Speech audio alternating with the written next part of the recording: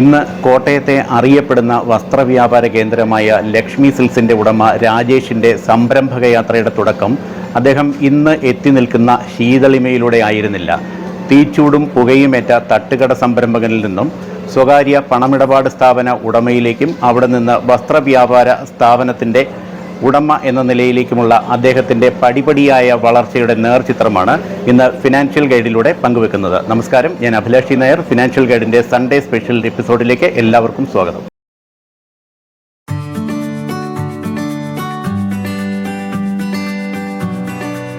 മറ്റ് മേഖലകൾ, തടി ബിസിനസ്സിലായിക്കോട്ടെ, മറ്റും തട്ടുകടയിലായിക്കോട്ടെ, മെഡിക്കൽ സ്റ്റോറിലായിക്കോട്ടെ, ബാങ്ക് ആയിക്കോട്ടെ, ഇതൊക്കെ പണം ഉണ്ടാക്കിയെങ്കിലും ഇത്രയും സ്നേഹം ഉള്ള ഒരു സമൂഹം നമ്മൾക്ക് ഉണ്ട് എന്നുള്ളത് ഈ ലക്ഷ്മി സിൽക്സ് തുടങ്ങിക്കഴിഞ്ഞാണ് നമുക്കത്രയും അനുഭവിക്കാൻ പറ്റിയത്.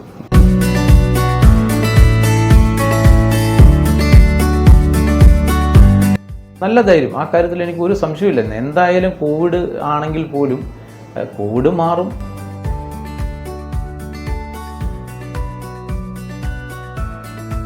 കോവിഡ് സമയത്തായതുകൊണ്ടാണ് എനിക്ക് ആ കുറവുകൾ കുറേയും കൂടെ നികത്തി ഈ നിലയിലോട്ട് എത്തിക്കാൻ സാധിച്ചത് എന്നാണ് ഞാൻ കരുതുന്നത്. കോട്ടയം TB റോഡിൽ 3 നിലകളിലായി തലയുയർത്തി നിൽക്കുന്ന ലക്ഷ്മി സിൽക്സിന്റെ MD ശ്രീ രാജേഷ് നമ്പിമഠത്തിന്റെ സംരംഭകയാത്ര ബിസിനസ് രംഗത്തെ യാഥാസ്ഥിതിക കാഴ്ചപ്പാടുകളെ മാറ്റിമറിക്കുന്നതായിരുന്നു.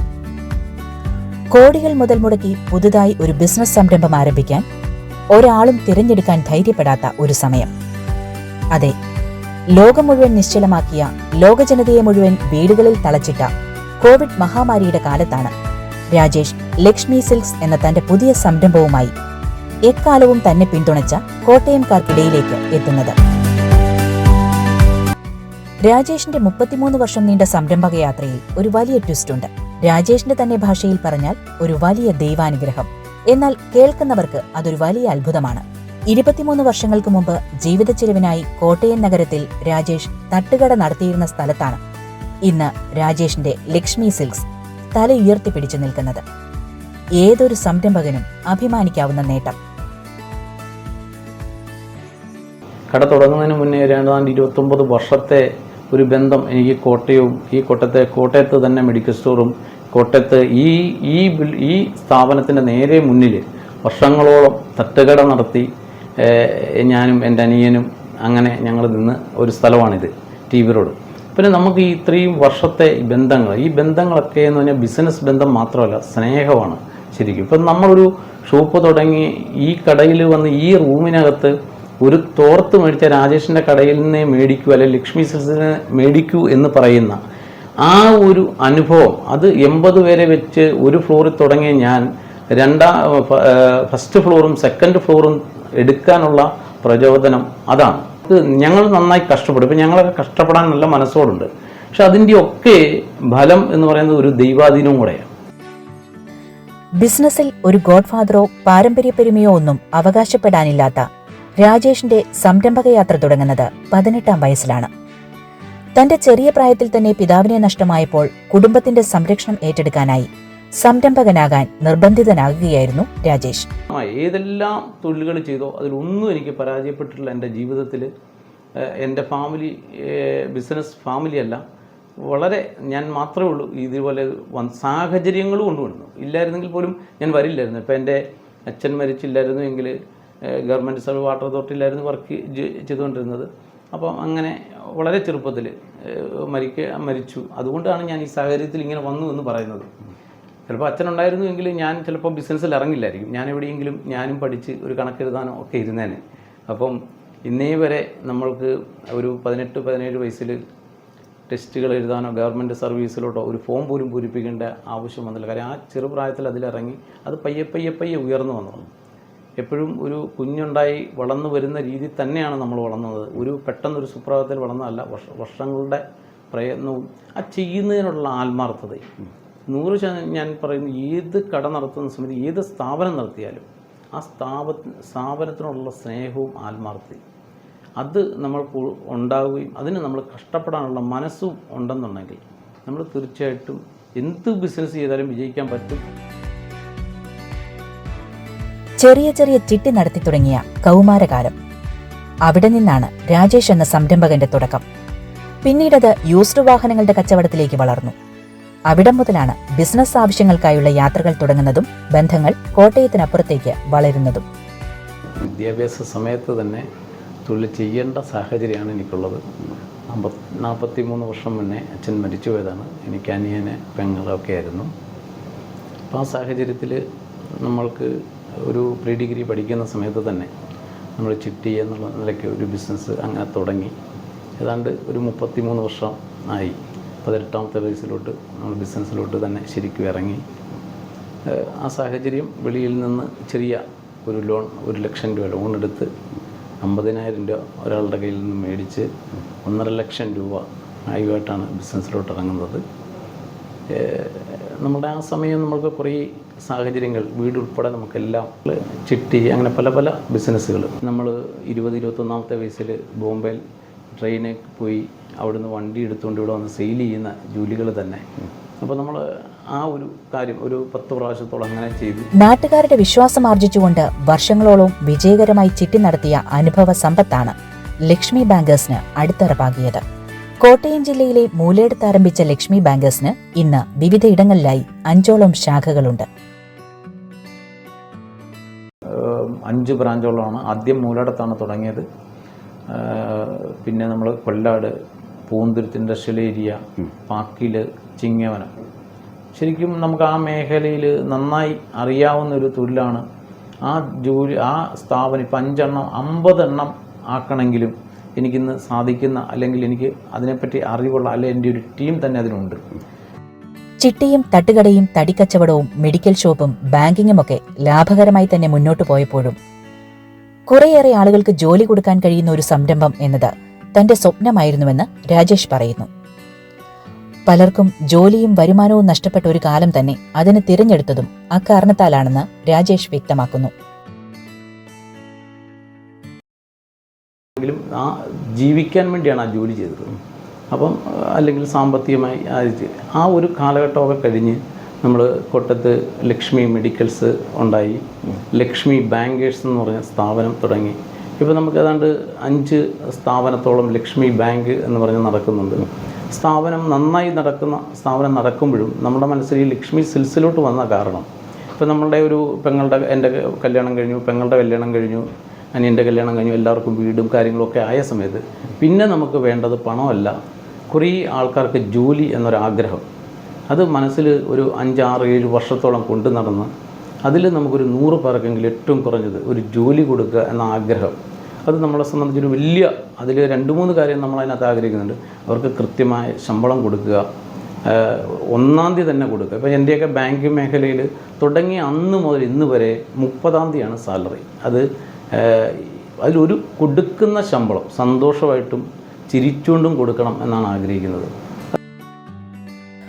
കോവിഡ് കാലത്ത് 6 കോടിയുടെ സ്റ്റോക്കിൽ ഒറ്റ നിലയിൽ ആരംഭിച്ച ലക്ഷ്മി സിൽക്സ് എന്ന സംരംഭം ഇന്ന് 2024 ആയപ്പോഴേക്കും 3 നിലകളിലായി 34 കോടി സ്റ്റോക്കിലേക്ക് എത്തിയ ലക്ഷ്മി സിൽക്സിന്റെ വളർച്ചയെക്കുറിച്ച് രാജേഷ് പറയുന്നത് ഇങ്ങനെ.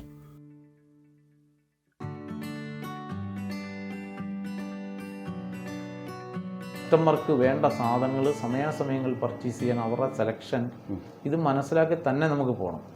അപ്പം നമ്മളിപ്പോൾ എറണാകുളം അല്ലെങ്കിൽ തിരുവനന്തപുരത്ത് അല്ല കൊല്ലത്തോ ഉള്ള സാധനമല്ല, കോട്ടയംകാർക്ക് വേണ്ടത് കോട്ടയത്ത് കൊടുക്കാൻ പറ്റണം. ആ ടേസ്റ്റ് നമുക്കറിഞ്ഞ് നമുക്കത് ചെയ്യാൻ പറ്റുക. അത് കോട്ടയത്ത് ഞങ്ങൾക്ക് കോവിഡിൻ്റെ സമയമായതുകൊണ്ട് ഞാൻ പറഞ്ഞൊരു ഒരു 6-7 കോടി രൂപ സ്റ്റോക്കുമായിട്ട് തുടങ്ങിയിട്ട് 35 കോടി രൂപ സ്റ്റോക്കിലോട്ട് എത്തിയത് കോട്ടയംകാരുടെ ടേസ്റ്റ് അറിഞ്ഞറിഞ്ഞ് അത് ഞങ്ങൾ എടുത്തുകൊണ്ട് വന്നതാണ്. അതാണ് ഞങ്ങൾക്ക് ഈ 2.25 വർഷം കൊണ്ട് തീർച്ചയായിട്ടും ഈ നിലയിൽ എത്താൻ സാധിച്ചത്.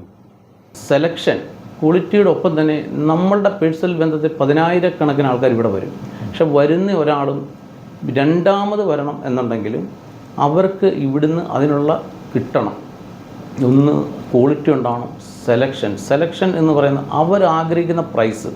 ഇപ്പോൾ ഒരു നോർമലി ഒരു കല്യാണ പാർട്ടി വന്നാൽ ഒരു 7,000-8,000 രൂപയുടെ വെഡ്ഡിങ് സാരി എടുക്കാൻ വരുന്ന ഒരു പാവപ്പെട്ട ഒരാൾ വന്നാൽ ഒരു 20,000-22,000 രൂപയുടെ സാരിയൊക്കെ ഉടുപ്പിച്ച് കാണിച്ചിട്ട് അതിൻ്റെ വില ചോദിക്കുമ്പോൾ 22,000 പറഞ്ഞ് അവരെ ബുദ്ധിമുട്ടിക്കാൻ പാടില്ല. അവർക്ക് വേണ്ടത് പ്രൈസിനുള്ള സെലക്ഷൻ നമുക്ക് കൊടുക്കാൻ പറ്റും. അപ്പോൾ നമുക്ക് 7,000-6,000 ഒക്കെ ഇവിടെ ഉണ്ടാവണം. ഇവിടെ വരുന്ന കസ്റ്റമർ നന്നായി സന്തോഷത്തോടെ, ഞാനെല്ലാം എൻ്റെ സ്റ്റാഫ് ഇപ്പോൾ ഇൻ്റർവ്യൂവിൽ നമ്മളുടെ ഈ കുട്ടികളെ പ്രൊഫഷണലായിട്ടുള്ള ആൾക്കാരാണ് ഇൻ്റർവ്യൂ ചെയ്ത് ഒരു 3-4 പേര് കൂടിയാണ് എടുക്കുമ്പോൾ അവർ ക്യാമ്പിന് വരുന്ന സമയത്ത് ഞാൻ അവരോട് സംസാരിക്കുന്ന 2-3 കാര്യങ്ങളുണ്ട്. ഒന്ന്, നിങ്ങൾക്ക് ഞാൻ ഒരിക്കൽ പോലും ടാർഗറ്റ് തരില്ല. നിങ്ങൾക്ക് ഇവിടെ വേണ്ടത് സന്തോഷമായിട്ട് ജോലി ചെയ്യുന്ന ഒരു ഇതാണ് ഉണ്ടാകുന്നത്. 2, കസ്റ്റമറെ അവരെ ഇറിറ്റേഷൻ ചെയ്യിപ്പിച്ച് അല്ലെ സെയിൽ വർദ്ധിപ്പിക്കാൻ വേണ്ടി ഒരിക്കലും കസ്റ്റമർക്ക് വേണ്ടതാണ് നമ്മൾ കൊടുക്കേണ്ടത്. അല്ലാതെ നമ്മൾക്കുള്ള സാധനം അവരെ പിടിച്ചേൽപ്പിക്കുകയല്ല ചെയ്യേണ്ടത്. മികച്ച കസ്റ്റമർ സർവീസ് തന്നെയാണ് ഏത് സ്ഥാപനത്തിന്റെയും വിജയം. 3 വർഷം മുമ്പ് ലക്ഷ്മി സിൽക്സ് തുടങ്ങിയപ്പോൾ 100 ജീവനക്കാരാണ് ഒപ്പമുണ്ടായിരുന്നതെങ്കിൽ ഇന്ന് ടെക്സ്റ്റൈൽസിലും സ്റ്റിച്ചിങ് യൂണിറ്റിലും ഡൈയിങ് യൂണിറ്റിലുമായി 300ഓളം ജീവനക്കാരാണ്. രാജേഷിന്റെയും ലക്ഷ്മി സിൽക്സിന്റെയും കരുത്ത്. മൂന്നാമത് നമുക്ക് എക്സ്പീരിയൻസ് ഉള്ള സ്റ്റാഫ്. ഈ എക്സ്പീരിയൻസ് സ്റ്റാഫ് എന്ന് പറയുന്നത് 30 വർഷം എക്സ്പീരിയൻസ് ഉള്ളതല്ല നമ്മൾ നോക്കുന്നത്. കസ്റ്റമറോട് സംസാരിക്കുന്ന സമയത്ത് അവർക്കൊരു 2-3 മിനിറ്റ് കൊണ്ട് ഈ കസ്റ്റമർക്ക് എന്താണ് വേണ്ടത്, ഏത് റേറ്റിലുള്ള ഏത് റേഞ്ച് ഉള്ള സാധനമാണ്, ഏത് കളറാണ്, ഇത് മനസ്സിലാക്കാൻ അവർക്ക് സാധിക്കും. അപ്പോൾ അത് എടുത്ത് കസ്റ്റമറെ കാണിക്കുമ്പോൾ അവർക്ക് പെട്ടെന്ന് സെലക്ഷൻ, അവർക്കൊരു മനസ്സുകൊണ്ട് തൃപ്തിയായിട്ട് സെലക്ഷൻ പെട്ടെന്ന് സാധിക്കും. അതൊരു വലിയ കാര്യമാണ്. അത് എക്സ്പീരിയൻസ് ഉള്ള കുട്ടികൾക്ക് സാധിക്കുകയുള്ളൂ. അതിൽ 100% ഈ മാനേജേഴ്സിൻ്റെ ആ ഒരു ടീം വർക്ക്, കൂടാതെ ഞങ്ങളുടെ സ്റ്റാഫിൻ്റെ ആത്മാർത്ഥത, അവരവരുടെ ഒരു സ്വന്തം സ്ഥാപനത്തിൽ ജോലി ചെയ്യുന്ന പോലെ സമയം പോലും, ചില കുട്ടികൾ 7-ന് പോകാം, 7:30-ക്ക് പോകാം, ഇങ്ങനെ പല ഒരു സമയമുണ്ട് ഷിഫ്റ്റ്. അവരൊക്കെ 7:30-ക്ക് പോകേണ്ടത് 9:30 വരയ്ക്ക് നിന്നിട്ട് മോളെന്നെ ഇത്രയും ലേറ്റ് ആയതെന്ന് പറഞ്ഞ സമയത്ത് ഒരു കുഴപ്പമില്ല സാറേ എന്ന് പറയുന്ന അത്രയും ആത്മാർത്ഥത. ആ ഒരു ഇത് നമ്മളവർക്ക് കൊടുത്ത ആ സ്നേഹം അവർ ഈ കടയ്ക്ക് തിരിച്ചു തന്നിട്ടുണ്ട്. അതാണ് നമ്മളുടെ ഈ ഒരു കട ഇത്രയും ഈ കുറഞ്ഞ കാലഘട്ടത്തിൽ, നമ്മൾ ഇതിനേക്കാളൊക്കെ കടകൾ, വലിയ കടകളും മറ്റു കടകളും ഒക്കെ ഉണ്ടാകും. പക്ഷേ ഈ കുറഞ്ഞ കാലഘട്ടങ്ങൾ കൊണ്ട് ലക്ഷ്മി സിൽക്സിന് കോട്ടയത്ത് ഇത്രയും നന്നായിട്ട് വരാൻ സാധിച്ചത് അവരുടെ നമ്മൾ കൊടുത്ത ആ സ്നേഹം അവർ തിരിച്ചു തന്നതാണ് എന്നാണ് ഞാൻ മനസ്സിലാക്കുന്നത്. കോവിഡ് മഹാമാരിയുടെ കാലത്ത് തന്നെ ലക്ഷ്മി സിൽക്സ് തുടങ്ങിയത് എന്ത് ധൈര്യത്തിലാണെന്ന് ചോദിച്ചാൽ രാജേഷിന് വ്യക്തമായ മറുപടിയുണ്ട്. സാധാരണ ഏതെങ്കിലും ഉത്സവ സീസണുകളിലായിരിക്കും നമ്മുടെ നാട്ടിൽ ടെക്സ്റ്റൈൽസുകൾ ആരംഭിക്കുക. ആ സമയത്തുണ്ടാകുന്ന കസ്റ്റമേഴ്സിന്റെ തള്ളിക്കയറ്റം കൊണ്ട് തന്നെ അവരുടെ അഭിരുചികളും നമ്മുടെ പരിമിതികളും നമുക്ക് കൃത്യമായി അറിയാൻ സാധിക്കില്ല. കോവിഡ് കാലമായതുകൊണ്ട് തന്നെ അക്കാലത്ത് ഷോറൂമിലെത്തിയ ഓരോ കസ്റ്റമറോടും നേരിട്ട് സംസാരിക്കാനും അവരുടെ ഇഷ്ടാനിഷ്ടങ്ങൾ അറിയാനും ട്രെൻഡ്സ് അപ്ഡേറ്റ് ചെയ്യാനും അതനുസരിച്ച് സ്റ്റോക്ക് എടുക്കാനും കഴിഞ്ഞെന്ന് രാജേഷ് പറയുന്നു. ആ കാര്യത്തിൽ എനിക്ക് ഒരു സംശയമില്ല. എന്തായാലും കോവിഡ് ആണെങ്കിൽ പോലും കോവിഡ് മാറും. മാത്രമല്ല തുണി ആയിക്കോട്ടെ, ഫുഡായിക്കോട്ടെ, ഇങ്ങനെയുള്ള കാര്യങ്ങൾ, ഹോസ്പിറ്റലായിക്കോട്ടെ, ഇതൊക്കെ ഒരു മനുഷ്യൻ്റെ നിത്യ ഉപയോഗ സാധനങ്ങളാണ്. അപ്പോൾ അതിൽ നമുക്ക് നമ്മളുടെ ക്വാളിറ്റിയിലും നമ്മുടെ സെലക്ഷനിലും നമ്മളുടെ ബന്ധങ്ങളുടെ പുറത്തും നമുക്കത് വിജയിപ്പിക്കാൻ പറ്റും എന്നുള്ളത് എനിക്ക് വലിയ ഒരു ഇതായിരുന്നു. പ്രത്യേകിച്ച് കോവിഡ് സമയത്ത് തുടങ്ങിയ സമയത്ത് ഞങ്ങളുടെ കുറവുകൾ ഓരോ കസ്റ്റമറോടും മനസ്സിലാക്കാൻ ഞങ്ങൾക്ക് സാധിച്ചു. ശരിക്കും ഒരു അല്ലാത്തൊരു സമയമായിരുന്നു, വലിയ തിരക്കുള്ള. പലപ്പോഴും തുണിക്കടകൾ ഓണ സീസൺ സമയങ്ങളിലാണ് തുടങ്ങാറ്. ആ തുടങ്ങുന്ന സമയത്തുണ്ടാകുന്ന പ്രശ്നം എന്ന് പറഞ്ഞാൽ ഇവർ പ്രതീക്ഷിക്കുന്നതിന് മുകളിൽ ആളൊരു പുതിയ ഷോപ്പ് എന്നുള്ള നിലയ്ക്ക് വരും. പക്ഷേ ആ ഷോപ്പ് വരുന്ന കസ്റ്റമറുടെ മനസ്സും മൈൻഡും ഒരിക്കലും ഓരോ ഓണർക്കും മാനേജേഴ്സിനും പെട്ടെന്ന് മനസ്സിലാക്കാൻ പറ്റില്ല. പക്ഷെ ഞങ്ങൾക്ക് കോവിഡ് സമയത്ത് തുടങ്ങിയതുകൊണ്ട് നേരിട്ട് നമുക്ക് ഈ ഒരു ഫീൽഡുമായിട്ടൊരു ബന്ധമില്ലാത്ത ഞങ്ങൾക്ക് എനിക്ക് ഇതിൽ വന്ന സമയത്ത് കസ്റ്റമർ പറയുന്ന കാര്യങ്ങൾ മനസ്സിലാക്കാനും ആ കുറവുകൾ എൻ്റെ ടീം എന്നുള്ള നിലയ്ക്ക് മാനേജറായിട്ടുള്ള അരുണ, വിനു ഇവരൊക്കെ ആയിട്ട് സംസാരിക്കാനും, അപ്പോൾ അവരങ്ങോട്ടും ഇങ്ങോട്ടും അതിൻ്റെ കാര്യങ്ങൾ പറഞ്ഞു തരാനും കുറേ കാര്യങ്ങൾ മനസ്സിലാക്കാനും ആ സമയം നമുക്ക് സാധിച്ചു. അപ്പോൾ കസ്റ്റമർ വന്നപ്പോൾ ഉണ്ടായ അവർക്കുണ്ടാകുന്ന ബുദ്ധിമുട്ടുകൾ അന്നേരം പരിഹരിക്കാൻ പറ്റി. അപ്പോൾ അത് നമുക്ക് അതിനുള്ള ടൈം നമുക്ക് കിട്ടി. അപ്പോൾ അതൊരു വലിയൊരു വിജയമായിട്ട് തന്നെ ഞാൻ കോവിഡിനെ കാണുന്നത്. എൻ്റെ ഒരു പ്രസ്ഥാനം കോവിഡ് സമയത്തായതുകൊണ്ടാണ് എനിക്ക് ആ കുറവുകൾ കുറേയും കൂടെ നികത്തി ഈ നിലയിലോട്ട് എത്തിക്കാൻ സാധിച്ചത് എന്നാണ് ഞാൻ കരുതുന്നത്. ലക്ഷ്മി സിൽക്സിന്റെ ഹൈലൈറ്റ് ലക്ഷ്മി മംഗല്യപ്പട്ട് തന്നെയാണ്. പാരമ്പര്യവും പുതുമയും കോർത്തിണക്കിയ ബ്രൈഡൽ കളക്ഷനാണ് ഇവിടെ ഒരുക്കിയിട്ടുള്ളതെന്ന് ലക്ഷ്മി സിൽക്സിന്റെ CEO അരുൺ നായർ പറയുന്നു.